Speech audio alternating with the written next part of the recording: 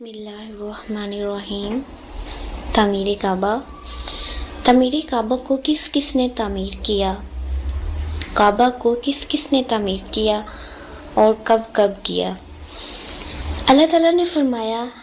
اللہ کی عبادت کے واسطے سب سے پہلا گھر جو لوگوں کے لیے بنایا گیا وہی ہے جو مکہ میں ہے، برکت والا اور تمام جہانوں کے لیے ذریعہ ہدایت ہے۔ اس میں واضح نشانیاں ہیں، مقام ابراہیم ہے اور جو شخص اس میں داخل ہوا وہ بے خوف ہو گیا۔ بیت اللہ کا حج کرنا ان لوگوں پر اللہ کا حق ہے جو وہاں تک پہنچنے کی استطاعت رکھتے ہیں، اور جنہوں نے کفر کیا تو بے شک اللہ سارے جہانوں سے بے نیاز ہے۔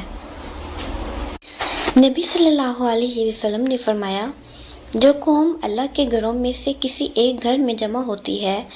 پھر وہ دین سیکھتے اور سکھاتے ہیں تو اللہ تعالیٰ ان پر تسکین نازل فرماتا ہے، انہیں اپنی رحمت میں ڈھانپ لیتا ہے، ملائکہ انہیں گھیر لیتے ہیں اور اللہ تبارک تعالیٰ فرشتوں کی مجلس میں ان کا ذکر فرماتا ہے۔ بیت اللہ کو ابتدا میں ملائکہ نے تعمیر کیا، پھر جب مرور زمانہ سے بیت اللہ کی عمارت منہدم ہوتی رہی تو اسے از سر نو تعمیر کیا جاتا رہا۔ علامہ احمد قسطلانی تعمیر بیت اللہ کی تاریخ بیان کرتے ہوئے لکھتے ہیں، بیت اللہ کو پہلی بار فرشتوں نے بنایا، دوسری مرتبہ حضرت آدم علیہ السلام نے، تیسری بار حضرت شیش بن آدم نے، چوتھی بار حضرت ابراہیم علیہ السلام نے، پانچویں بار قوم عمالقہ نے، چھٹی بار بنی جرہم نے، ساتویں بار رسول اللہ صلی اللہ علیہ وسلم کے جدہ اعلی حضرت قصہ بن کلاب نے، آٹھویں بار قریش نے، اور نویں بار حضرت عبداللہ بن زبیر نے رسول اللہ صلی اللہ علیہ وسلم کے حسب منشا کعبہ کو بنایا۔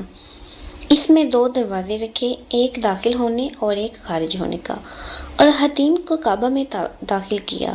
اور یہی بنائے ابراہیم تھی۔ قریش اپنے وسائل میں کمی کی وجہ سے اس کو مکمل بنائے ابراہیم پر نہیں بنا سکے تھے، جبکہ آپ صلی اللہ علیہ وسلم کی خواہش تھی کہ کعبۃ اللہ کو بنائے ابراہیم پر بنا دیا جائے، لیکن فتنہ کے اندیشے کے سبب آپ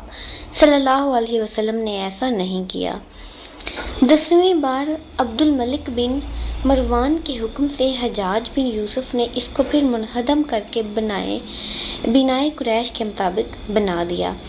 اس سے معلوم ہوا کہ مختلف ادوار میں حوادث زمانہ کے نتیجے میں بیت اللہ کی عمارت منہدم ہوتی رہی یا اسے نقصان پہنچاتا رہا، یہی وجہ ہے کہ اسے بار بار تعمیر کیا جاتا رہا۔ اعلان نبوت سے پہلے قریش نے سیلاب کے سبب کعبۃ اللہ کے منہدم ہونے کے بعد ازسر نو اس کی تعمیر کی۔ رسول اللہ صلی اللہ علیہ وسلم کی عمر مبارک اس وقت 35 برس تھی۔ آپ نے بھی تعمیر کعبہ میں حصہ لیا۔ پھر جب حجرہ اسود کو اپنے مقام پر نصب کرنے کا وقت آیا تو قریش کے سرداروں میں جھگڑا ہونے لگا، وہ کسی ایک کو یہ اعزاز دینے پر آمادہ نہ ہوئے، چنانچہ آپ صلی اللہ علیہ وسلم کو حاکم بنایا گیا۔ آپ صلی اللہ علیہ وسلم نے ایک چادر بچھائی، اس پر حجرہ اسود کو رکھا اور قریش کے تمام قبیلوں کے سرداروں سے فرمایا، اس کا ایک ایک کونا پکڑ کر اسے اٹھائیں، اور جب وہ اپنے مقام تک بلند ہو گیا تو آپ صلی اللہ علیہ وسلم نے اپنے دست مبارک سے اسے اٹھا کر اس کے مقام پر نصب فرما دیا، اور اس طرح آپ کی قائدانہ بصیرت سے یہ مسئلہ حل ہوا۔ قریش نے یہ طے کیا تھا کہ بیت اللہ کی تعمیر پر صرف حلال پیسہ لگایا جائے، اور حلال مال اس قدر جمع نہ ہو سکا تھا کہ بنائے ابراہیمی کے مطابق پوری عمارت کو مکمل کیا جائے، تو انہوں نے شمال کی جانب کم بیش 3 میٹر کا حصہ موجودہ عمارت سے باہر رکھا۔ اسی کو حتیم کعبہ کہا جاتا ہے۔ اس میں نماز پڑھنا ایسا ہی ہے جیسے بیت اللہ کے اندر پڑھنا۔ رسول اللہ صلی اللہ علیہ وسلم کی خواہش تھی کہ کعبۃ اللہ کی دوبارہ تعمیر بنائے ابراہیم پر ہو، لیکن آپ نے حکمت دین کے تحت وسائل ہونے کے باوجود اپنی خواہش پر عمل نہیں فرمایا۔ رسول اللہ صلی اللہ علیہ وسلم نے حضرت عائشہ سے فرمایا، عائشہ، اگر تمہاری قوم کا زمانہ شرک تازہ نہ ہوتا تو میں کعبۃ اللہ کو منہدم کر کے زمین سے ملا دیتا اور پھر اس کے 2 دروازے بناتا، ایک شرقی جانب اور ایک غربی جانب، اور اس میں حجر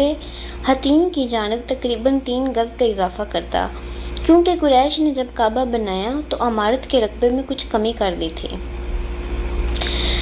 رسول اللہ صلی اللہ علیہ وسلم کی خواہش تھی کہ اس وقت آپ کو وسائل بھی میسر تھے، لیکن آپ نے دینی حکمت کے تحت اس پر عمل نہ کیا۔